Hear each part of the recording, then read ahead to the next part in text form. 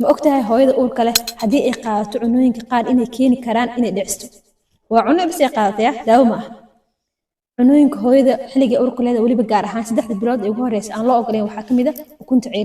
ukunta ceyriinka waxay keentaa waxa ku dhex jira wax loo yaqaano waxaa laga dhex helaa bakteeriya loo yaqaan salmonella waxay sababtaa hooyada inay dhicisto sidoo kale cuntooyinka hooyada aan loo ogoleen waxaa kamid ah babaayga waliba gaar ahaan 3 bilood ee ugu horeysa uurkeeda babaayga wuxuu dibciyaa afka ilma galeenka hooyada marka intay 3 bilood ugu horeysa ay qaato waxaa dhici karto marka ilma galeenka in uu dabco oo wix ilmihii ku jiray ay soo daataan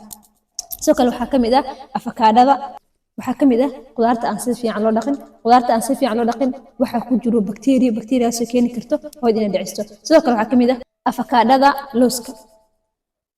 weligaa ma ku fakartay in cunto ay keeni karto hooyada inay dhicisto oo ilmaheeda ay weydo waxaan kugu soo dhaweynaynaa sheer xirfad oo ah hoyga barashada xirfadaha casriga sheer xirfad qaybta caafimaadka waxaan kugu diyaariyay koorsooyinka caafimaadka ee aasaasiga sida maternal skills course marxaladaha hooyada caafimaadkeeda lagu socon karo koorsada nafaqada nutritionka jirkeena nafaqooyinka u baahan yahay ku baranayno waxa kale oo kugu diyaariyay emergency care qof hadduu xaalad degdeg ah galo sida uu caawin lahayn iyo barashada daawada pharmacology linkiga hoose ayaa idin soo dhigayaa koorsooyinka